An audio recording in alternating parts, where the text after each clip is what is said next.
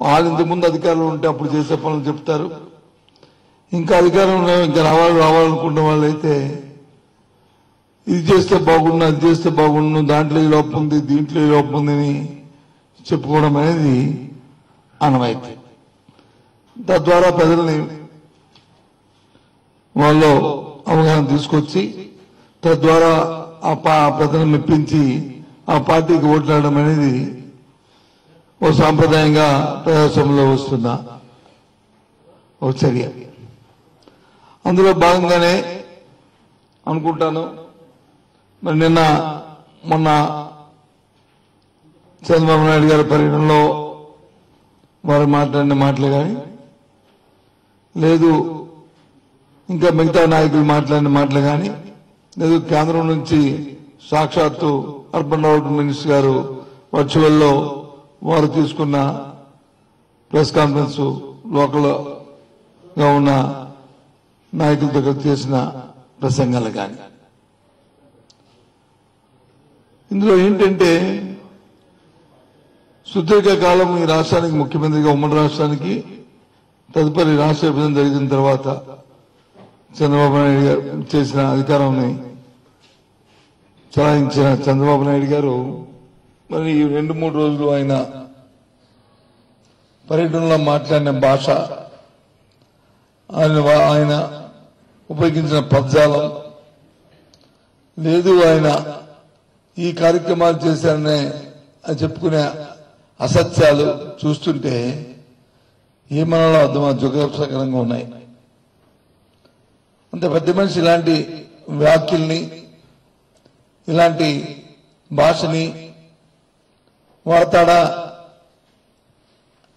ఇది ఏంటి, ఎక్కడికి పోతుంది ఈ వ్యవస్థలను అనేది అనిపిస్తుంది.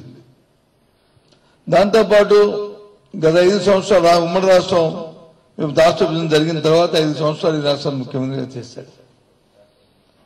ఈ 5 సంవత్సరాల్లో ఈ రాష్ట్రంలో నుంచి ఎన్నో ఘనకార్యాలు చేశానని చెప్పాడు. అందులో ఒక మాట చెప్పాడు, నేను వచ్చి తుఫాను వచ్చినప్పుడు ఎంతో ఇక్కడ కూర్చొని చేశాను, ఉద్ధరించానని చెప్పి సూటిగా అడుగుతున్నాను. ఈ రాష్ట్రం ఈ జిల్లా ప్రజానికానికి అందరికీ తెలుసు వాస్తవం. తుఫాను జరిగిన తర్వాత జరిగిన నేపథ్యం ఆనందపురం, భీమిలి, పరవాడ, పెందుర్తి ఈ ఎంఆర్ఓ ఆఫీసుల్లో భూమి రికార్డులు తారుమారి ఈ విశాఖపట్నం ఉన్న ఎవరైతే భూమి యజమానులు ఉన్నారో, ఇంటి యజమానులు ఉన్నారో, యజమాని ఇంట్లో ఉన్నాడు, అసలు డాక్యుమెంట్ వచ్చి ఇంట్లో ఉంది, ఆఫీసుల్లో వచ్చి దాని పేర్లు మారిపోయి దాని ఊర్లు మారిపోయినాయి. ఇది వాస్తవం కాదని అడుగుతున్నా. తుఫాను వస్తే ఇక్కడ సముద్రపట్నం వస్తే అక్కడ వచ్చి ఆ కార్యక్రమాలు జరగడానికి కారణాలు ఏంటి? దానికి చంద్రబాబు నాయుడు కొడుకు, ఇక్కడున్న స్థానికంగా ఉన్న పెద్దలు కారణం కాదా? ఆ తదుపరి జరిగిన పరిణామాల్లో ఆ రోజు కేబినెట్ లో ఉన్న మంత్రులు, ఎమ్మెల్యేలు ఒకరి మీద ఒకరు ఆడిపోసుకొని ఇది నువ్వే దోపిడీ చేస్తావు, ఇది నువ్వే దోపిడీ చేస్తావు, నువ్వే దొంగతనం చేస్తావు, నువ్వే దొంగతనం చేస్తావని చెప్పని పంచాయతీ చేసుకున్న నేపథ్యం వాస్తవం కాదా అని అడుగుతున్నాను. దాంతోపాటు ఈ మధ్య ఆయనకు సంబంధించిన కొందరు నాయకులు వచ్చి మాట్లాడుతున్న మాటలు, ఓ 2 ప్రాజెక్టుల గురించి మాట్లాడారు, ఇళ్ల గురించి మాట్లాడారు. త్వరితగతంగా పేదలకు ఇల్లు అందించాలని ఒక కొత్త టెక్నాలజీని, ఒక షేర్వాల్ టెక్నాలజీని, ఒక టెక్నాలజీని తీసుకొచ్చి తద్వారా 6 నెలల కాలంలో ఇల్లు కట్టాలి, ఆ ఇల్లు వచ్చి పేదవాడికి అందించాలని చెప్పని ఆ కార్యక్రమం తీసుకొచ్చారు. నిజంగా వాస్తవంగా అది జరుగుంటే అది మేలే. కానీ ఉన్న 5 సంవత్సరాల కాలంలోనూ ఒక్క ఇల్లు అంటే ఒక్క ఇల్లు ఏ పేదవాడికి ఇచ్చారో ఒకసారి ఆలోచన చేయండి. విశాఖ ప్రధానికాన్ని, ఆంధ్ర రాష్ట్రంలో ఉన్న ప్రధానికాన్ని ఆలోచన చేయమని కోరుతున్నాను. దాంతోపాటు సరికాదు కదా, ఆ ఇల్లు పేదవాడికి అని చెప్పి 1,50,000 రూపాయలు వచ్చి కేంద్ర ప్రభుత్వం వచ్చి కేంద్ర ప్రభుత్వం తాలూకా గ్రాంటు, రాష్ట్ర ప్రభుత్వం ఇంకో 1,50,000 రూపాయలు, దాంతోపాటు ఇన్ఫ్రాస్ట్రక్చర్ కావాల్సిన డబ్బుని మరి సమకూరుస్తూ ఆ పేదవాడి దగ్గర 300 SFT అయితే 2,75,000 రూపాయలు, అదే 365 అయితే ఇంకో 3,75,000 రూపాయలు, అదే 430 అయితే 4,75,000 రూపాయలు. ఇది పేదవాడి దగ్గర ఇది పెట్టిందే వాస్తవమా కాదా అని చెప్పి నేను అడుగుతున్నాను. విశాఖపట్నంలో మన ఊరు చివరల్లో ఎవరైనా సరే ప్రైవేట్ అపార్ట్మెంట్లు కడుతున్న వాళ్ళ దగ్గర రియల్ ఎస్టేట్ మనం కొనుక్కుంటే ఆ రోజు స్క్వేర్ ఫుట్ 1,800, 1,600 నుంచి 2,000 రూపాయల వరకు ఉన్న ప్రాంతాలను బట్టి భూమి వాడి రియల్ ఎస్టేట్ ఎవరైతే కదా వాడి భూమితో కలిపి అది విశాఖపట్నంలో ఉన్నది. అదే ఇంకా కొంత దూరం పోతే ఈ అనకాపల్లిలో అటు పోతే అది 1,200, 1,300 కూడా దొరికిన నేపథ్యం ఉంది. అదే విజయనగరం అటు పోతే అదే 1,000 రూపాయలు 1,200కి స్క్వేర్ ఫీట్ ఇచ్చిన మరి సందర్భాలు ఉన్నాయి. కానీ చంద్రబాబు నాయుడు హయాంలో నిర్వాహకం ఏం జరిగిందంటే ఆ కాంట్రాక్ట్కి ఇచ్చిన కాంట్రాక్టు ఒక్కొక్క స్క్వేర్ ఫుట్ కి 1,600 నుంచి 1,800 రూపాయలని ఇచ్చిన స్క్వేర్ ఫుట్ ఇచ్చిన మరి ఘనత మరి భారీగా దక్కింది. ఏమైంది మిగతా అంత డబ్బు ఎందుకు ఇవ్వాల్సి వచ్చింది కాంట్రాక్టుల కంటే? వాళ్ళ దగ్గర కిక్ బ్యాక్స్ కోసం పేదవాడి తాలూకు రక్తాన్ని పేదవాడి దగ్గర కడుతున్న డబ్బుని కాంట్రాక్టులు దోచిపెట్టి వాళ్ళ దగ్గర నుంచి మళ్ళీ వెనక్కి తెచ్చుకొని చంద్రబాబు నాయుడు గారు వాళ్ళ తాలూకు అనుచరులు ఈ కార్యక్రమం చేయడానికి ఈ కార్యక్రమం ఇది వాస్తవం కాదా దీనికి సమాధానం చెప్పాల్సిందిగా కోరుతున్నాను. విశాఖపట్నాన్ని ఏదైనా అభివృద్ధి చేశామంటే స్వర్గీయ రాజశేఖర రెడ్డి గారి హయాంలో ఈ విశాఖపట్నాన్ని అటు SEZ తీసుకొచ్చినా ఫార్మాసిటీ తీసుకొచ్చినా లేదు ఇక్కడ ఐటీ హబ్ వచ్చి మరి రుషికొండ దగ్గర పెట్టినా ఇవన్నీ కూడా ఆయన హయాంలో చేస్తాం. ఆ రోజు భగవంతుడు నాకు కూడా ఒక అవకాశం కల్పించాడు ఆయనతో పాటు మంత్రివర్గంలో మంత్రిగా. ఇది వాస్తవాలు. అత్యధికంగా ఈ రాష్ట్రంలో స్టీల్ ప్లాంట్ తర్వాత ఎక్కడ ఏదైనా సరే ఎంప్లాయ్మెంట్ జనరేట్ చేసింది ప్రైవేట్ గా అంటే అది మన SEZ లో ఉన్న బ్రాండెక్స్. దాన్ని కేబినెట్ మంత్రులుగా ఆ రోజు ముఖ్యమంత్రి గారి తాలూకా సలహాతో సూచనతో మీ అందరం మరి విదేశాలకు కూడా వెళ్ళి ఆ ప్లాన్ తీసుకొచ్చాం, ఆ సంస్థను తీసుకొచ్చాం. ఇది వాస్తవం కాదని అడుగుతున్నాను. కానీ ఈరోజు ఏమీ కాకుండా ఇస్తాయి. మొన్న ఒక తెలుగుదేశం నాయకుడు అంటాడు ఫార్మాసిటీ మేమే తీసుకొచ్చామంటే చూడండి అక్కడ రాజశేఖర రెడ్డి గారి తాలూకా ఆ ప్రారంభోత్సవ పలక మీద శంకుస్థాపన పలక మీద రాజశేఖర రెడ్డి పేరు ఉంటుంది చూడండి. ఆయనతో పాటు మంత్రులు కూడా మా పేర్లు కూడా ఉంటాయి చూడండి అక్కడ ఉన్నాయి లేవు. SEZ చూడండి వెళ్ళి కళ్ళుండి చూడండి చూసండి. ఇవాళ ఇళ్ళ గురించి మాట్లాడుతున్నారు ఆ నాయకులకు కూడా చెప్తున్నాం మీరు వచ్చి 50,000 ఇళ్ళు వచ్చి మేము శాంక్షన్ చేశాం. అవును చేశారు. చేసి 50,000 మంది పేదల దగ్గర వచ్చి దోచుకోవడానికి వచ్చి మీరు ప్రయత్నం చేశారు. మనసున్నవారు కాబట్టి మా ముఖ్యమంత్రి పేదవాడు తన కష్టం తెలుసు కాబట్టి మా ముఖ్యమంత్రి జగన్మోహన్ రెడ్డి గారికి 3 ఎన్నికల నేపథ్యంలో పాదయాత్ర సమయంలోనే ఏదైతే 300 SFT ఉన్న ఇల్లు ఉందో దాన్ని ఉచితంగా ఇస్తానని చెప్పారు. ఇవాళ దాన్ని మరి లబ్ధిదారుడికి వచ్చి మరి ఆ 2,70,000 రూపాయలు ఆ చేతికి పడకంట దాన్ని ఫ్రీగా ₹1 ఇల్లు ఇచ్చిన ఘనత మా ముఖ్యమంత్రి. ఇది వాస్తవం కాదని అడుగుతున్నాను. ఒక్క విశాఖపట్నంలో కాదు రాష్ట్రం అంతా కూడా ఈ కార్యక్రమం ఇది నేను చేసిన కార్యక్రమం. అంతేకాదు సుమారు 30 లక్షల ఇల్లు ఇస్తున్న నేపథ్యంలో మన పట్టణంలో కూడా సుమారు విశాఖపట్నంలో 1,78,000 పట్టాలని ఇళ్ల స్థలాలు ఇవ్వాలని వాళ్ళని ఇచ్చుకున్నాం. ఇచ్చుకున్న నేపథ్యంలో ఎవరికి ఏ ఇబ్బంది రాకూడదని చెప్పని ఎవరి దగ్గర అయితే డీఫామ్ పట్టాలు ఉన్నాయో, ఎవరైతే స్వచ్ఛందంగా వచ్చి ల్యాండ్ పూలింగ్ ఇస్తారో వాళ్ళకి 900 గజాలు, మరి 450 గజాలు, 250 గజాలు డీఫామ్ పట్టా ఇస్తే ఒకలాగా, లేదు వాళ్ళ దగ్గర వచ్చి పట్టా ల్యాండ్ ఇస్తే ఒకలాగా, లేదు వాళ్ళు వచ్చి వాళ్ళ హక్కులో ఉంటే వాళ్ళు సాగు చేస్తే మరి వారికి ఇంకోలాగా, అందరి దగ్గర స్వచ్ఛందంగా వాళ్ళందరితో ఒప్పించి ల్యాండ్ పూలింగ్ చేస్తే పేదరికి ఎక్కడికి ఇస్తారని చెప్పి కోర్టులకు వెళ్ళి స్టే తీసుకొచ్చి దాన్ని అయినా తెలుగుదేశం పార్టీది మిగతా పార్టీది కాదా, వాళ్ళతో జతకట్టి పోటీ చేస్తున్న పార్టీది కాదా, ఇది దుర్మార్గం కాదా? ఈ పేదవాడి తాలూకా పేదవాడి ఆశల మీద వచ్చి మరి నీళ్లు పోయడం కాదా? ఇదేనా రాజకీయంలో ఉన్న రాజకీయ పార్టీకి ఉన్న నీతి?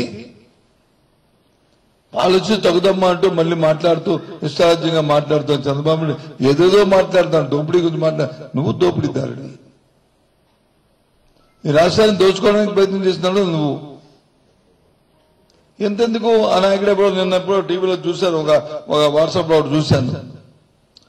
విశాఖపట్నం అండర్ గ్రౌండ్ డ్రైనేజ్ గురించి మాట్లాడుతున్నారు. అండర్ గ్రౌండ్ డ్రైనేజ్ విశాఖపట్నంలో సుమారు 900 కోట్ల రూపాయలతో ఏదైతే సీవేజ్ వాటర్ ఏదైతే ఉంటుందో ఆ వాటర్ను వచ్చి ప్యూరిఫై చేసి మన విశాఖపట్నం పరిసర ప్రాంతంలో ఉన్న స్టీల్ ప్లాంట్, హెచ్పిసిఎల్ మిగతా సంస్థలకు వచ్చి దాన్ని నీరు ఇవ్వాలని కేంద్ర ప్రభుత్వం వచ్చి 3 నిబంధనలు కూడా ఇచ్చింది. ఏ ఇండస్ట్రీ కూడా ప్యూరిఫై చేసిన వాటర్ని వాడాలి తప్ప రా వాటర్ వచ్చి మరి నదీ జలాల్ని వాడకూడదని చెప్పిన నిబంధనల నేపథ్యంలో ఓ ప్రాజెక్టును తీసుకొచ్చారు 900 కోట్లతో. ఎస్, తెచ్చి ఏం చేశారు? 450 కోట్లు వచ్చి అప్పు, 450 కోట్ల రూపాయల అప్పు, ఇంకో 80 కోట్లు వచ్చి బాండ్ల మీద చూపించాయి. దీనికి ఎవరిది తాకట్టు? జీవీఎంసీ తాలూకా బిల్డింగ్ తాకట్టు పెట్టి, జీవీఎంసీ వచ్చి తాకట్టు పెట్టి, ఒకవేళ ఏదైనా డిఫాల్ట్ అయితే దాన్ని వచ్చి తీసినట్టుగా గవర్నమెంట్ తాలూకా గ్యారంటీ కాదు. ఇది నిర్వాహకం. నేను వచ్చిన తర్వాత చూశాను దాన్ని. ఇదేంటిది కార్యక్రమం? జీవీఎంసీ నుంచి లోన్ రేజ్ చేయడం ఏంటి? ఒకవేళ ఏదైనా జీవీఎంసీకి వచ్చి వనరులు లేకపోతే, జీవీఎంసీ దగ్గర నిధులు లేకపోతే, మరి వారికి స్థానికంగా వచ్చిన నిధులతో వాళ్ళ అభివృద్ధిని వాళ్ళు చేసుకోలేకపోతే ఇబ్బంది వస్తుందని చెప్పి దాన్ని మళ్ళీ రీస్ట్రక్చర్ చేసి అందులో ఏదైతే మన స్మార్ట్ సిటీ ఫండ్స్ ఏవైతే ఉన్నాయో అందులో కొన్ని కాంపోనెంట్స్, అవసరం లేని కాంపోనెంట్స్ వచ్చి దాన్ని తీసి దానికి ఇంకో 200 కోట్లని దానికి ఇచ్చి దాని లోడ్ తగ్గించి ఇవాళ కార్యక్రమం ఇవాళ చేస్తున్నాం. ఒక మంత్రి అయ్యామంటే, ఒక ప్రభుత్వం ఉందంటే ఒక బాధ్యతగా మనం మెలగాలి. దీర్ఘకాలికంగా దాని తాలూకు ఫలాన్ని ఆ ప్రాంతాలకు అందివ్వాలి. దానివల్ల రాబోయే కాలంలో ఆ ప్రాంతానికి కానీ, ఆ వ్యవస్థకు కానీ, ఆ సంస్థకు కానీ ఏ విధమైన ఇబ్బంది జరగకుండా చూసుకోవాలి. అది వారి తాలూకా ఆలోచన, అది ప్రతిభ. అంతేగాని అధికారం ఉంది కదా, నేను కుర్చీలో కూర్చోబెట్టి ఉన్నాను కదా, నేను ఈ సంవత్సరకాలమో 2 సంవత్సరకాలమో 3 సంవత్సరకాలమో ఏదో కార్యక్రమం చేసి వచ్చిందని దోచుకొని నా జోబులో పెట్టుకుని వెళ్ళిపోదాము, ఆ కాంట్రాక్ట్లు ఇచ్చేద్దాము, కిక్ బ్యాక్స్ కొట్టుకెళ్ళిపోదాము అనే ఆలోచన ఉంటే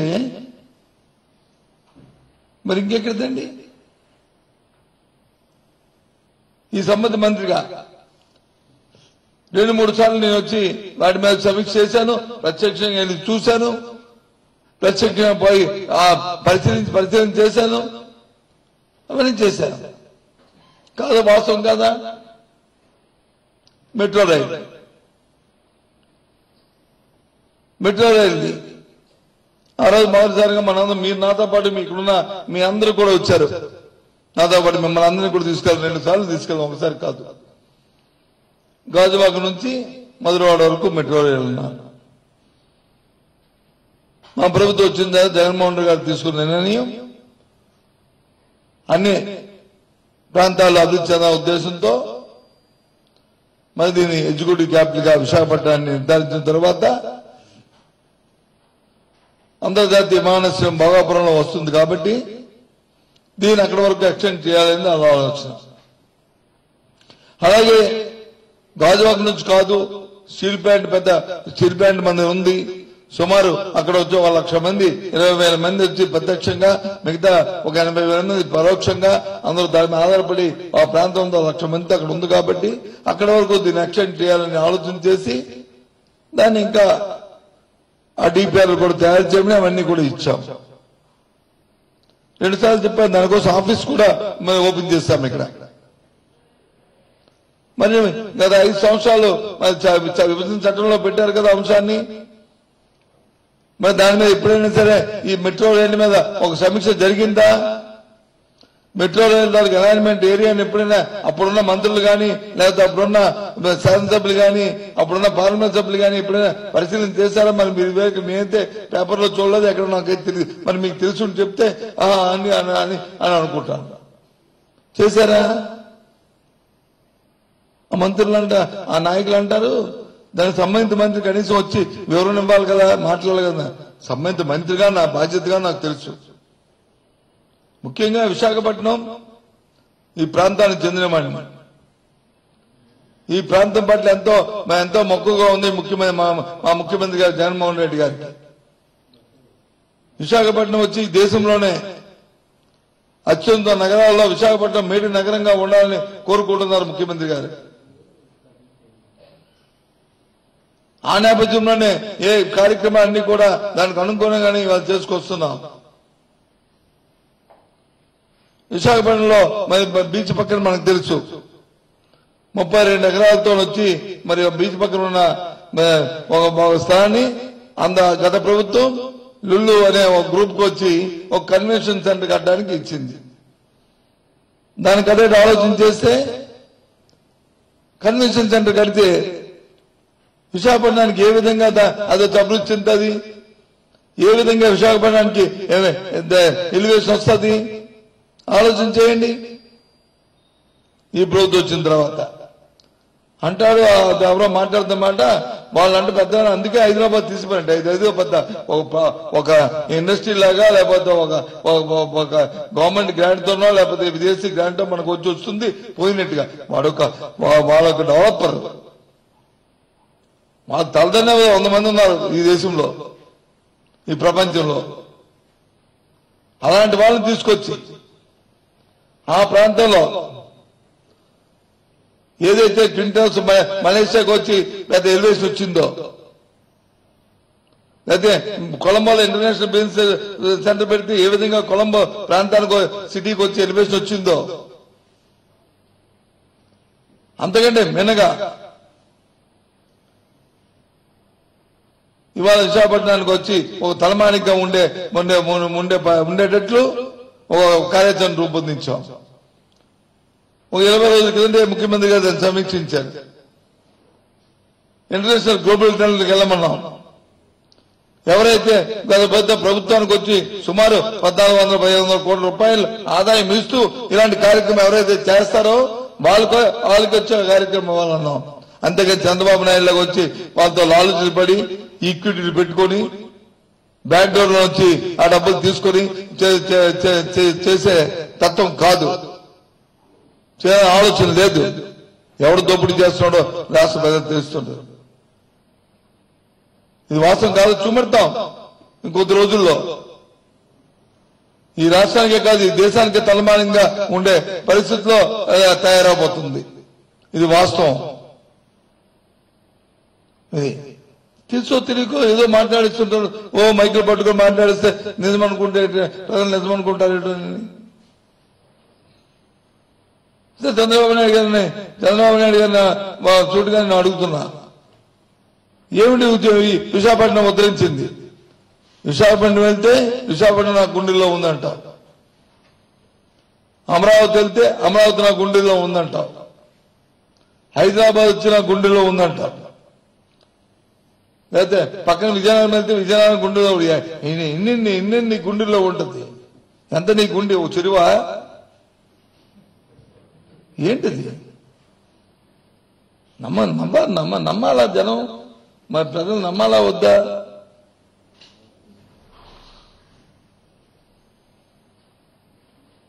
ఎంతెందుకు అమరావతి గురించి ఇవాళ వచ్చి ఇక్కడ మాట్లాడడం, నేను అమరావతి గురించి విజయవాడలో మాట్లాడుతున్నాం. ఏం మాట్లాడుతున్నాం?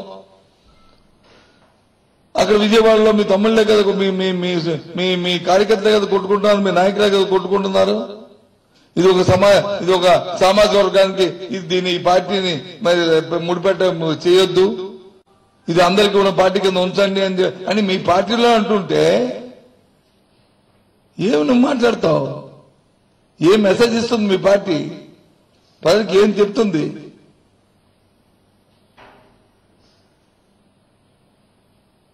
భాష చూస్తే ఎంతో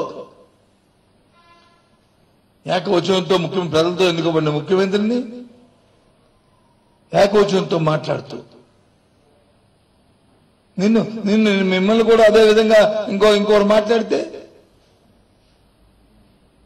నువ్వంటే అన్ని వదిలిస్తావు. అక్కర్లేదు, ఎవడేమనుకున్నా ఒకటే అన్నిట్లో. గురువింద కిందలాగా అయిపోయింది ఇవాళ. గురువింద కిందకంటే దానికి కింద ఉన్న అంత తెల్లగుంది పైన అనుకోవడం, కింద నలుపు తెలియదు, ఆ కాళ్ళ దగ్గర ఉన్న నలుపు ఎలాగొండదని అయిపోయింది. ఏదైనప్పటికీ మా తాలూకా జై విశాఖపట్నం అభివృద్ధి చేయడమే నా జయం.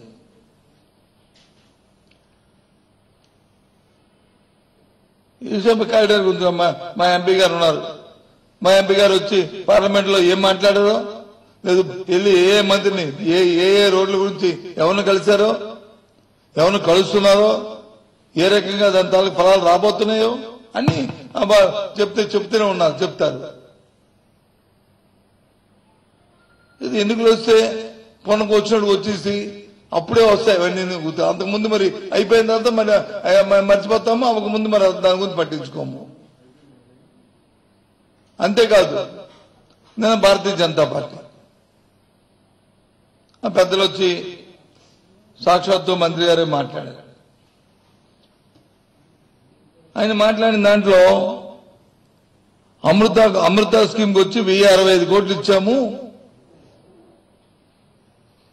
1065 కోట్లు మీరు ఇచ్చారు, కానీ మరి రాష్ట్ర ప్రభుత్వం దాని మీద ఖర్చు పెట్టిందంత, ఆ స్కీమ్ తాలూకా మొత్తం టోటల్ స్కీమ్ ఎంత, మీరు ఇచ్చిన డబ్బు ఎంత పర్సెంటేజ్, దాంట్లో ఈ రాష్ట్ర ప్రభుత్వంకి ఎంత పెర్ఫార్మెన్స్ ఏ విధంగా ఉంది, ఆ పెర్ఫార్మెన్స్ కి భారతదేశంలో మీరు ఏ విధంగా మమ్మల్ని ఏ స్థాయిలో గుర్తించారు, ఒకసారి కూడా ఆలోచన చేసి మాట్లాడాలి కదా మంత్రి గారు కానీ, మంత్రి గారితో పెద్దలు కానీ. నేను ఒకసారి లేదు, మరి మంత్రి గారి ఇన్ఫర్మేషన్ లేదో ఏటో మరి నాకు తెలియదు.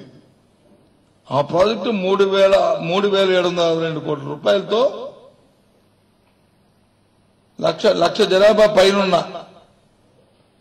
ఈ రాష్ట్రంలో ఉన్న పట్టణాలన్నింటినీ అమృత స్కీమ్ లో తీసుకొచ్చారు.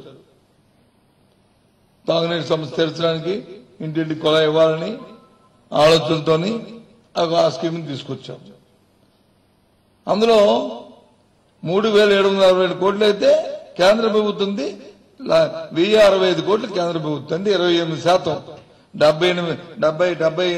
72% వచ్చి రాష్ట్ర ప్రభుత్వాన్ని, కేంద్ర ప్రభుత్వం వచ్చి 28%.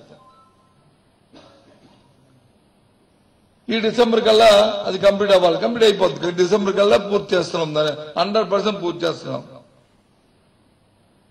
ఈ మంత్రి గారే నిన్న ఏదైతే ప్రెస్ కాన్ఫరెన్స్ లో చెప్పారో ఆ మంత్రి గారే మన రాష్ట్రానికి top position for implementation of Amrut scheme in the country, భారతదేశంలోనే అమృత స్కీమ్ వచ్చి ఇచ్చిన రాష్ట్రాల్లో ఆంధ్రప్రదేశ్ టాప్ గా ఉందని బెస్ట్ పెర్ఫార్మెన్స్ కింద అవార్డు ఇచ్చారు.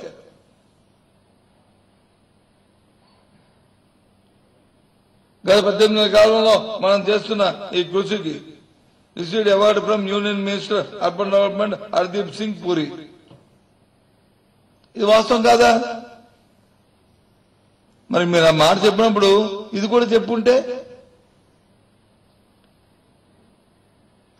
డిసెంబర్ టైం ఉంది, ఇంత ముందు ఇంకో 2 నెలల ముందు చేస్తే బాగుండేది అంటే ఫైన్ అనలే. ఏదో ఎన్నికలు ఉన్నాయి కాబట్టి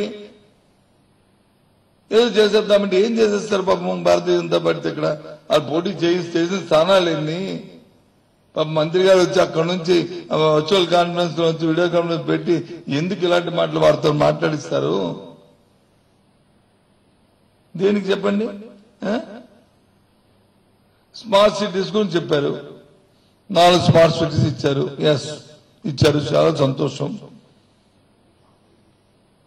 ధన్యవాదాలు. స్మార్ట్ సిటీ తాలూకు ప్రోగ్రామ్ ఏంటి?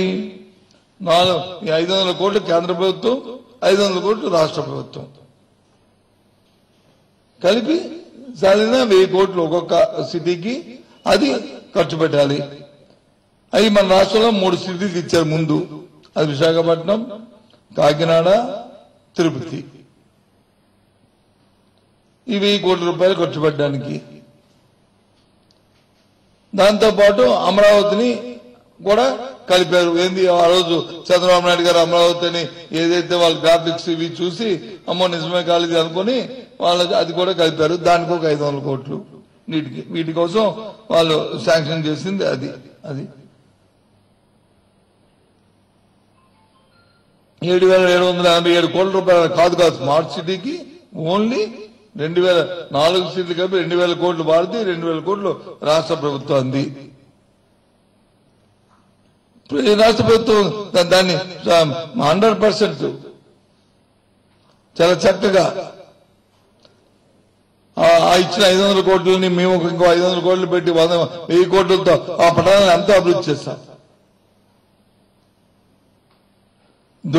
ఇదేమీ దోపిడీ, ఇదేమీ దుర్వినియోగం చేయలేదు, నిరూపంగా వదలలేదు. అందుకే ఇవాళ దేశంలో ఉన్న టాప్ 100 సిటీస్ ఉన్న 100 సిటీస్ లో అన్ని పారామీటర్లలోనూ ఇవాళ ఆంధ్రప్రదేశ్ అగ్రగంగా ఉంది. గత ప్రభుత్వం నుంచి ప్రభుత్వం చూసుకుంటే ఏ పారామీటర్ చూసుకున్నా ఈ స్మార్ట్ సిటీస్ లో అయితే విశాఖపట్నం స్మార్ట్ సిటీస్ ఇచ్చిన భారతదేశంలో ఇచ్చిన సిటీస్ లో మూడో ర్యాంక్ లో ఉంది, 3వ స్థానంలో ఉంది అభివృద్ధిలో. మొన్నే కేంద్ర మంత్రి గారు అవార్డు ఇచ్చారు. బెస్ట్ స్టేట్ అవార్డు వచ్చి ఆంధ్రప్రదేశ్ కి మొన్నే ఇచ్చారు. Best state award, best performance award. ఇది కాదా? అయితే మీరు అవార్డు ఇచ్చేయండి తప్పులా? బెస్ట్ పెర్ఫార్మెన్స్ ఇచ్చిన అవార్డు తప్ప చెప్పండి. చెప్పారంటే మరి ఓకే, తప్పుగా మీ ఇచ్చాము ఆంధ్రప్రదేశ్ కానీ. ఓ పక్క అవార్డులు ఇస్తారు, ఓ పక్క వచ్చి మమ్మల్ని వచ్చి పెట్టేస్తారు. కాకపోతే ఇంకా బాగా చేయాలని కోరుకుంటున్నారన్నా తప్పు కాదు.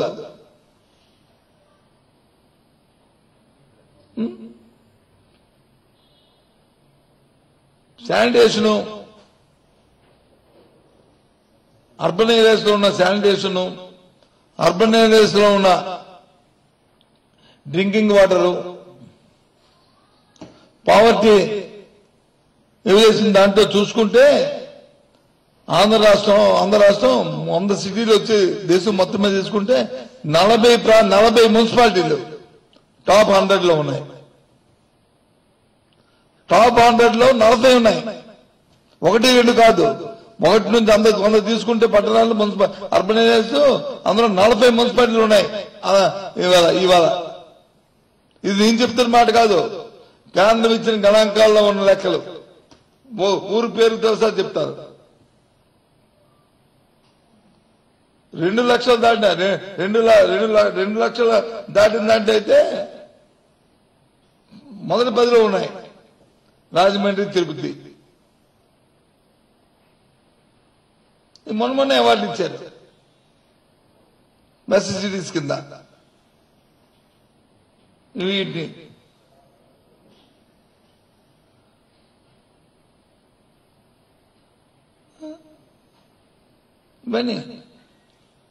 తిరుపతి, రాజమండ్రి, ఒంగోలు, కాకినాడ, తెనాలి, కడప, చిత్తూరు, హిందూపూర్ అండ్ తాడిపత్రి. ఇది 1 to 10 lakh population category 2020 9 cities ఈ టాప్ ఆన్ ఇన్ టాప్ 100. ఈ 100లో ఉన్నాయి ఈ టాప్ లో. మన మంత్రి గారి చేతి మీదకి అవార్డు ఇచ్చారు. మీ అందరూ కూడా చూస్తే వర్చువల్ గా మన సుజనమ్మ అప్పుడు కమిషనర్ గా ఉంటూ ఇవిడ అవార్డు తీసుకోవడం చూస్తారు మీరు. మరి వీళ్ళు వచ్చి అది కాదని చెప్పి అనేస్తే ఎలా అవుతుంది? ఇక హౌసింగ్ ప్రోగ్రామ్ తీసుకుంటే ప్రధానమంత్రి గారు హౌసింగ్ ప్రోగ్రామ్ మీద మన వర్చువల్ ఇనాగ్రేషన్ కూడా దీని మీద ఇది ప్రధానమంత్రి ఆవాస్ యోజన మీద తీసుకున్నారు ఒక 2 నెలల కింద. భారతదేశంలో ఆంధ్ర రాష్ట్రం ఏదైతే పిఎంజేఎస్ ప్రోగ్రాం ఉందో ఇంత పెద్ద ఎత్తున ఇంత పటిష్టంగా అమలు జరుపుతున్న రాష్ట్రంగా అవార్డు ఇచ్చింది ఆంధ్ర రాష్ట్రానికి. సుమారు 30 లక్షల ఇళ్లని కడుతున్న నేపథ్యం, అందులో 15 లక్షలు ఈ సంవత్సరం, వచ్చే సంవత్సరం 15 లక్షలు. ఇంత పెద్ద ఎత్తున ఏ రాష్ట్రం కూడా దీన్ని ఈ స్కీమ్ యూటిలైజ్ చేయట్లేదు. ఆంధ్ర రాష్ట్రం చేస్తుంది ఇవాళ. ఇది మన ముఖ్యమంత్రి గారి తాలూకా ఆలోచన, ఇది మన ముఖ్యమంత్రి మన ప్రభుత్వం తాలూకా పనితీరు. ఆయన పర్యవేక్షణలో ఏ కార్యక్రమం తీసుకున్న పట్టుదలతో, స్వామి చెప్తున్న పట్టుదలను విక్రమార్కుల పట్టుకొని అది అయిన వరకు కూడా, దాని ఫలాలు వచ్చి అందరికి అందే వరకు కూడా ఆయన కార్యక్రమం చేస్తున్నాడు. ఇదంటే నిజం, అవసరం కాదు. ఇవి నేను చెప్తున్న ప్రతి మాట మీకు రికార్డెడ్ గా నేను ఇస్తాను. ఇవన్నీ కూడా కేంద్ర గణాంకాలు ఇచ్చిన లెక్కల్లో ఉన్న అంశాలు ఇవన్నీ కూడా. అయితే తెలుగుదేశం పార్టీకి ఇంత చేస్తే ఇంత డప్పు వేసుకొని మేము వచ్చి చెప్పుకోము. డబ్బు పట్టుకుని ఓకదంబుల్లాగా వచ్చి ఆ టీవీల దగ్గర కూర్చొని మాట్లాడరు మా ముఖ్యమంత్రి గారు. కానీ మేము కానీ మాకు అలవాటు లేదు. ఎందుకంటే ఫలాలు అనుభవిస్తున్న ప్రజలే దానికి న్యాయ నిర్ణేతలు. ఫలాలు అనుభవిస్తున్న ప్రజలే దాని న్యాయ నిర్ణేతలు. ఆ న్యాయ నిర్ణేతలే 5 ఏళ్లకు ఒకసారి వచ్చి ఓటుకు వస్తుంది. ఆ ఓటు ద్వారా దాని తాలూకు నిర్ణయాలు వాళ్ళు చెప్తారు. అది మా తాలూకా ఆలోచన, మా కర్తవ్యం. అంతేగాని రోజు ఒకదం వేసుకొని పట్టుకొని కూర్చొని ఊరుగా అనుకొని ఈ పాటికి ఇన్ని అవార్డులు కానీ చంద్రబాబు టైంలో వచ్చుంటే ప్రజలకు చెవులు గిరకలు కొట్టించినట్టు ఇంకా అదే పనిగా ఒకదం వేసేవారు. టీవీలో వాటిలో కొన్ని లక్షల కోట్లుగా, కొన్ని కోట్లు, 100 కోట్లు ఖర్చు పెట్టి చేసేవారు ఈ పబ్లిసిటీని. మాకు అక్కర్లే. ఇవాళ మాకు చిత్తశుద్ధి ఉంది. ఇవాళ గ్రామీణ ప్రాంతాల్లో ఏ విధంగా అభివృద్ధి, ఏ విధంగా సంక్షేమ కార్యక్రమాలు చేస్తున్నామో పట్టణ ప్రాంతాల్లో కూడా అదే విధంగా సంక్షేమ కార్యక్రమాలు చేస్తున్నాం. అంతేకాని కొత్త విధానాన్ని మా ముఖ్యమంత్రి గారు తీసుకొచ్చారు. దాని బ్రెయిన్ చైల్డ్ ఇది. వాలంటరీ వ్యవస్థ, వార్డు సెక్రటరీ వ్యవస్థ. ఆ వ్యవస్థ ద్వారా ఏవైతే ప్రభుత్వం తాలూకా కార్యక్రమాలు జరగాలో, సంక్షేమం కానీ అభివృద్ధి కానీ, చిటికల మీద కావాల్సిన డేటా మధ్యవర్తి దళారీ లేకుండా డైరెక్ట్ గా ఆ ఫలాన్ని వచ్చి వాళ్ళ అద్దాడికి అందే విధంగా ఒక సిస్టమ్ డెవలప్ చేశాం. దాని ద్వారా వీళ్ళ కార్యక్రమాలు చేస్తున్నాం. అభివృద్ధి సంక్షేమమే కాదు, ఇబ్బందులు వచ్చినప్పుడు, బాధలు వచ్చినప్పుడు కూడా చూసాం. మనం కరోనా సమయంలో ఎంత ఇబ్బంది వచ్చిందో, ఎంత ఇబ్బంది పడ్డామో, ఎంత బాధలు పడ్డామో చూసాం. అటువంటి కూడా అటు ప్రజలకి, ఇటు ప్రభుత్వానికి వారధుల్లాగా వచ్చి ఈ సెక్రటరీ వ్యవస్థ, ఈ వాలంటరీ వ్యవస్థ పనిచేశాయి. పూర్వం జన్మభూమి కమిటీలు కూడా ఉన్నాయి. అవి చూసాం. వాటికి వీటికి కంపేర్ చేస్తే నక్కకి నాగరావు గారికి అంత తేడా కనిపించింది మనకి. ఆ కమిటీలు దోపిడీకి ఉన్నాయి. ఈ వ్యవస్థ వచ్చి సంక్షేమానికి, ప్రజలకి మేలు కోసం, వారి కోసం చేస్తున్న కార్యక్రమాలు కనిపిస్తున్నాయి. వాళ్ళ మీద ఆడిపోసుకుంటున్నారు రోజును. ఎక్కడో చిన్న చిటుకో, ఎక్కడో చిన్న తప్పులు మానవ సహజంగా ఎక్కడైనా జరిగితే దాన్ని సరిదిద్దాం. చిన్న కురుపు వస్తే వేలుకి మందేస్తా, అంతేగాని వేలంతా తగ్గొడేస్తామా? భయం లేదు. ఓవరాల్ గా ఆ వ్యవస్థలో నుంచి మంచి జరుగుతుందా చెడు జరుగుతుందా ఆలోచన చేసుకోవాలి. ఉదయాన్నే 5:30కి తలుపు కొట్టి ఫంక్షన్ చేసే పరిస్థితి ఈ రాష్ట్రంలో ఎక్కడైనా జరిగిందా? ఇవాళ జరుగుతుంది సామాన్యునికి. ఇవాళ రేపు త్వరలోనే పట్టణ ప్రాంతాల్లో మరి హెల్త్ క్లినిక్స్ ని, అర్బన్ హెల్త్ క్లినిక్ ని ప్రారంభించబోతున్నాం. సుమారు 550 అర్బన్ హెల్త్ క్లినిక్స్ వస్తున్నాయి. 1-2 కాదు, 125 మున్సిపాలిటీలు ఉంటే 550 health clinics, urban health clinics వస్తున్నాయి. పెద్ద ఎత్తున ఫుల్ ఫ్లెడ్జ్డ్ డాక్టర్స్ తోని, ఫుల్ ఫ్లెడ్జ్డ్ సిబ్బందితోని, వైద్య సిబ్బందితోని, అందరితో కలిపి 4-5 వార్డులకి 4-5 గ్రామ సెక్రటరీలు కలిపి ఒక హెల్త్ క్లినిక్ వస్తుంది, రాబోతుంది. ఈ రకమైన కార్యక్రమాలు జరుగుతున్నాయి.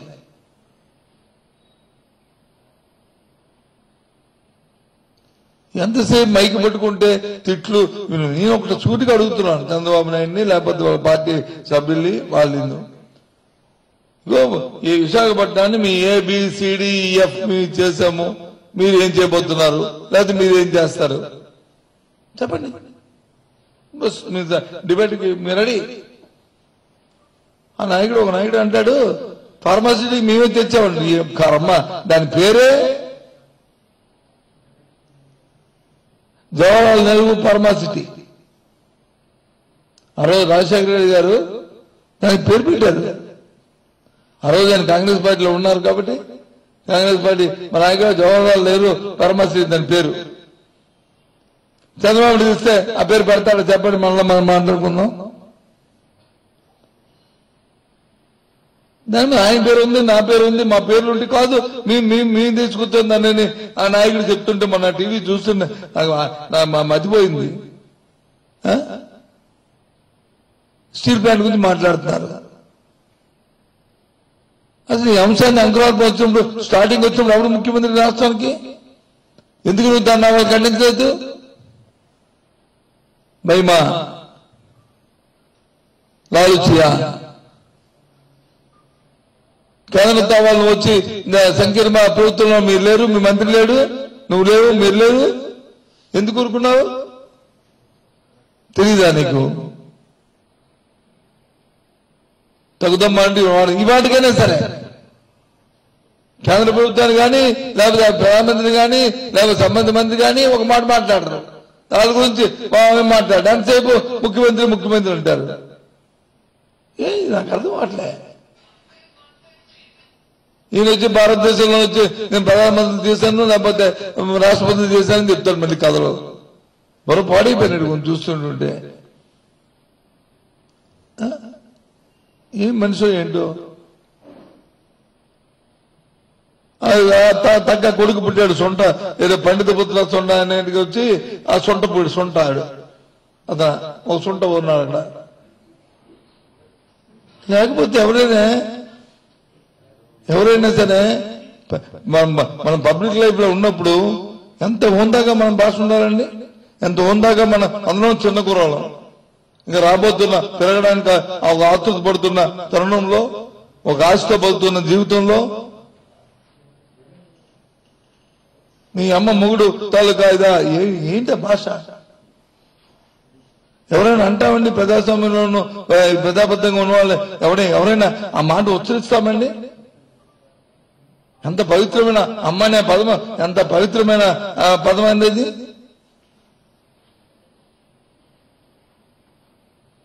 ఆ తండ్రి అని చెప్పాలా? ఏంట్రా మాట తప్పు కదా అలా మాట్లాడటం అని చెప్పి ఆ నోటికి ప్లాస్టర్ అయ్యాల. ఏంటిది? ఎక్కడికి వెళ్ళిపోతున్నాం మనం? ఎక్కడికి వెళ్తున్నాం మనం? ఏం చేస్తున్నాం మనం? ముందుగా రాజకీయాల్లో నేను ఆ రోజు ఈ రాష్ట్రంలో మంత్రిగా నేను ఉన్నాను. 4 సంవత్సరాల మంత్రిగా నేను వచ్చి పరిపాలించాను. నేను వచ్చి గ్రామీణాభివృద్ధి మంత్రిగా ఉన్నాను, పంచాయతీ మంత్రిగా ఉన్నాను. ఆ రోజు మా ప్రభుత్వంలో ఇవి జరిగాయి అని చెప్పు. ధైర్యంగా మాట్లాడు. కాన్ఫిడెంట్ కావాలి మనిషికి. మాట్లాడేటప్పుడు ధైర్యం కావాలి. నేను చెప్తున్నాను ధైర్యంగా. ఇవాళ విశాఖపట్నంలో ఏ అభివృద్ధి జరిగినా అది రాజశేఖర రెడ్డి హయాంలో జరిగింది. మళ్ళీ పునరుద్ధమవుతుంది జగన్మోహన్ రెడ్డి హయాంలో. అంతకంటే 10 రెట్ల అభివృద్ధి చేయడానికి ఆయన పూనుకున్నారు, చేస్తారు. దయచేసి ప్రజలందరూ కూడా దీన్ని విశ్వసించమని మళ్ళీ ఆలోచించి మళ్ళీ ఆయనకి ఆ బలాన్ని చేకూర్చమని కోరుతున్నాను. ఇది ధైర్యంగా చెప్తున్న మాట. అది అసలు అది కనిపించలే ఎంతసేపును ఆడి మీద ఆడిపోసుకుని ఈ ఆడిపోసుకుని ఏంటి ఇదంతా. ఎవరు ఇంకొక నాయకులు వచ్చి ఇవాళ వీడియో రిలీజ్ చేశారు. స్టీల్ ప్లాంట్ మీద అంటే మా పార్టీ వచ్చి ఊరికి ఏదో కంటి తుడుపు చేస్తుంది. మీరు 20 మంది ఎంపీలు ఉన్నారు, మేము 20 మంది ఎంపీలు ఉన్నాం, మా బాధ్యత మాకు తెలుసు, మా కార్యక్రమం మాకు తెలుసు, ఏ విధంగా దాన్ని అడ్డుకోవాలో తెలుసు, ఏ విధంగా దాన్ని సర్వైవ్ చేసుకోవాలో తెలుసు, ఏ విధంగా ఇక్కడ నుంచి కథలు ఇక్కడ ఉంచాలో మాకు తెలుసు, అన్ని కార్యక్రమాలు మాకు తెలుసు. మరి నువ్వు ఆ పార్టీలో జతకట్టి ఆ పార్టీతో ఉంటున్న నువ్వు చేస్తున్న నిర్వాహకం ఏంటి? మీ ప్రణాళిక ఏంటి? ఊరుల మీద చెప్తావా వెళ్ళి? ఎస్, నేను పార్టీతో ఉన్నాను, నా విధానం ఇది. ఒక్క ఇంచి కాదు కదా, ఒక పురుష నుంచి కదలకూడదు, కదలని వద్దని చెప్పాను. కదిలితే నేను ఇక్కడ కోసుకుంటాను అని చెప్పాలి. బాధ్యత ఇది. చెప్పావా? ఎంతసేపు ఇవి మాక కథలు చెప్పడం, శుద్ధులు చెప్పడం మాకు తెలుసు. మా శుద్ధులు మేము ఎక్కచ్చి రాజకీయాల్లో ఉన్న వాళ్ళం, ప్రజా జీవితంలో బతుకుతున్న వాళ్ళం అందరూ ఉన్నాం. ప్రజలతో ఉండి ప్రజలతో మమేకం, ప్రజలతో కలిసిమెలిసి ప్రజా కష్టాన్ని సుఖాన్ని తెలిసిన మనుషులు మేము. అంతేగాని ఏదో మేకప్ చేసుకొచ్చిన మనుషులు కాదు ఇక్కడ మేము. సంబంధం కూలంగా మేము దాన్ని చెప్పే మాటల్ని చెప్పే మనుషులు కాదు మేము. కడుపులో చెప్తాం మాట, కానీ నోటితో చెప్పిన మాట మా కడుపులోంచి వస్తుంది. మా మాట మేము చెప్పిన ప్రతి మాట కూడా ఎవరి మెప్పం కోసం, ఎవరి పాపం కోసమో చెప్పం మేము. అర్థం మాటలే చూస్తుంటే ఎవరికి ఏది వస్తుంది చెప్పేస్తానంటే ప్రజల అమాయకులు పాపం ఇంట్లో అందరూ అమాయకులు అనుకుంటున్నారు. ఏటో అమాయకులు దెబ్బతిన్నారు కదా మన ఎలక్షన్లోనూ. మోసానికి దగాకి దోపిడీకి తావులేదని చెప్పారు కదా ఆంధ్ర రాష్ట్ర ప్రజలు. మళ్ళీ పునరావృతం అవుతుంది. మనం ఏదైతే పంచాయతీ ఎన్నికల్లో మా పార్టీకి ఏ విధమైన విజయాన్ని ప్రజలు చేకూర్చి మా మీద బాధ్యత అందిపెట్టారో అంతకంటే మెన్నగా ఇప్పుడు మళ్ళీ ఆ పట్టణ ప్రాంతాల్లో కూడా ఇస్తారని ఆశిస్తున్నాం, ఇవ్వబోతున్నారు కూడా. అంతకంటే బాధ్యతగా ఇంకా మెరుగుతాం మేము. ఇంకా పటిష్టంగా పనిచేస్తుంది జగన్మోహన్ రెడ్డి గారి నాయకత్వంలో ఈ ప్రభుత్వం. ఎందుకంటే ఆయన తాలూకా తపనది, ఆయన పట్టుదలది. కాబట్టి విశాఖపట్నం ఆంధ్ర రాష్ట్రంలో ఉన్న పట్టణ ప్రాంతాల అభివృద్ధి జయంగా వైఎస్ఆర్సీపీ ముందుకెళ్తుంది. ఏదైతే పట్టణ ప్రాంతాల్లో ఇంకో మాట మొన్న చెప్పారు, ఏదో పనులు పెంచేస్తాం, పనులు వచ్చి అంటూ ఆగానే తీర్మానం చేస్తాడు. ఈయన వచ్చి అధికారంలో ఉన్నప్పుడు వచ్చి 18వ సంవత్సరంలో మా వాటర్ పన్ను వచ్చి 33% పెంచాడు. జీవో ఇచ్చాడు 33%, 1% కాదు. ఇవాళ కొత్త విధానాన్ని తీసుకొచ్చాము, ట్యాక్స్ విధానం. ఏంటి? రేపు రాబోయే పరిపాలన వస్తున్నాయి, పాలకవర్గాలు వస్తున్నాయి. వచ్చినప్పుడు ఏ పేదవాడికైనా, ఏ అమాయకుడికైనా, ఏ చిన్నవాడికైనా ఏ ఇబ్బంది అయినా రాకుండా ఒక శాస్త్రీయమైన విధానం ద్వారా ఉండాలని చెప్పని, ఎవరికి ఏ వ్యత్యాసాలు ఉండకూడదని చెప్పని, ఏ ఇన్ఫ్లుయెన్స్ అందులో పనిచేయకూడదనే ఉద్దేశంతో దేశం మొత్తం మీద 15th ఫైనాన్స్ ఇచ్చిన సూచనల మేరకు ప్రాపర్టీ వాల్యూ మీద వచ్చి ట్యాక్స్ వేయాలని నిర్ణయం తీసుకున్నాం. అది కానీ ఎక్కువగా దాని ఇంపాక్ట్ కానీ ఉంటే ప్రజలు ఇబ్బంది పడకూడదని ముఖ్యమంత్రి గారు 2-3 సమీక్షలు చేసి మా అందరికీ చెప్పి చట్టంలో పెట్టాం 15%. అంటే ఇవాళ ట్యాక్స్ ఏదైతే 100 రూపాయలు ఉంటే 15 రూపాయల కంటే ఒక్క పైసా కూడా పెంచడానికి వీలైన చట్టం చేశాం.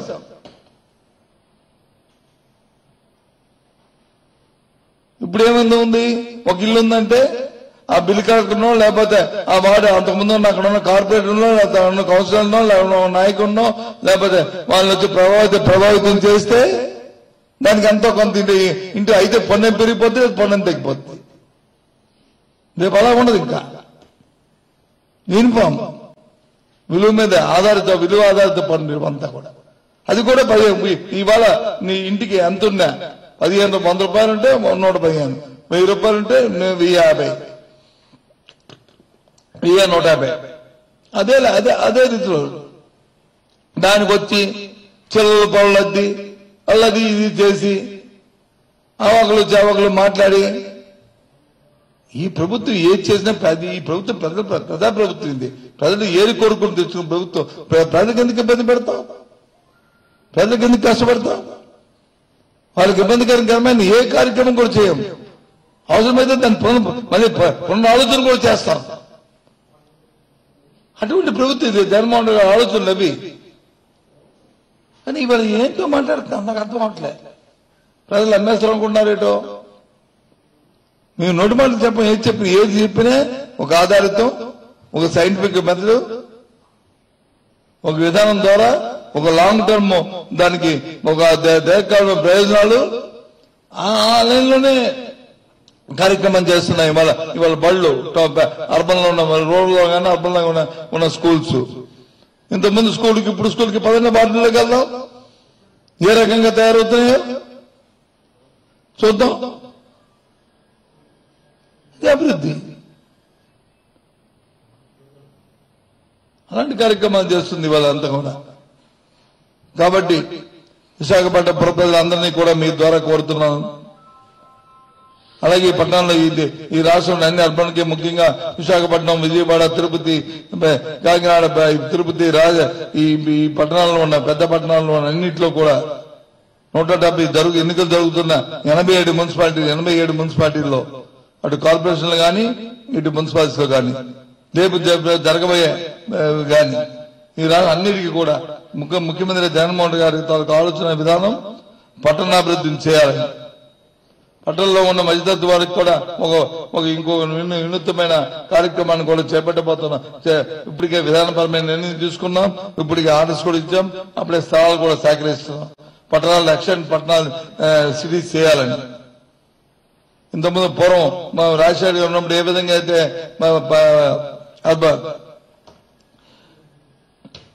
పట్టణానికి వచ్చి హౌసింగ్ బోర్డు ద్వారా స్థలాలు సేకరించి ఇచ్చామో అదే విధంగా పట్టణానికి దగ్గరలో చేసి దాన్ని అభివృద్ధి చేసి అన్ని మౌలిక సదుపాయాలు కల్పించి ₹1 కూడా లాభాపేక్ష లేకుండా ఎంత అయితే దానికి అవుతుందో అదే డబ్బులు వచ్చి ఆ డబ్బుకే వారికి ఆ మధ్యతరగతి కుటుంబానికి ఇచ్చి ఒక ఇళ్ల వాడిని చేయాలనేది ఇవాళ నిశ్చయించుకున్నాం. అది కూడా త్వరలోనే ఆ కార్యక్రమాన్ని కూడా ప్రారంభిస్తున్నాం. ప్రతి పట్టణానికి అనుగుణంగా ఓ టౌన్షిప్ ని కూడా డెవలప్ చేయాలనేది ముఖ్యమంత్రిగా ఒక స్మార్ట్ టౌన్షిప్ ని కూడా చేయాలనేది ఇప్పటికే నిర్ణయం తీసుకున్నాం. ఆ కార్యక్రమం కూడా జరుగుతుంది. ఈ విధంగా చేస్తున్నాం. ఈ విధంగా ఇవాళ ఆంధ్ర రాష్ట్రము పట్టణాభివృద్ధిలో దేశం మొత్తం మీద బెస్ట్ పెర్ఫార్మెన్స్ స్టేట్ గా మరి కేంద్ర ప్రభుత్వం నుంచి ప్రధానమంత్రి దగ్గర నుంచి సంబంధిత మంత్రి దగ్గర నుంచి అవార్డులు తీసుకున్న నేపథ్యాన్ని కూడా మరొకసారి తెలియజేస్తూ పగటి వేషకాలలాగా ఎన్నికలు వచ్చాయి కాబట్టి వచ్చిన చంద్రబాబు నాయుడు లాంటి ఓసరి వెళ్ళి వాళ్ళకి మాటల్ని దయచేసి నమ్మొద్దని, వాస్తవానికి మీ అందరూ కూడా మరి పట్టం కట్టాలని కోరుకుంటూ సెలవు. ఇంకేముందా? ఎక్కువైపోయిందా?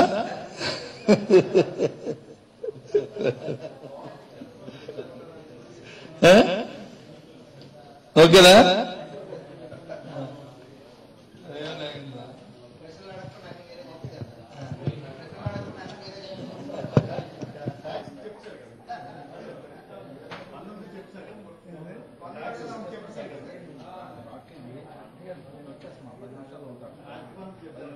అన్ని చెప్పాను, అందుకని 10 నిమిషాలు.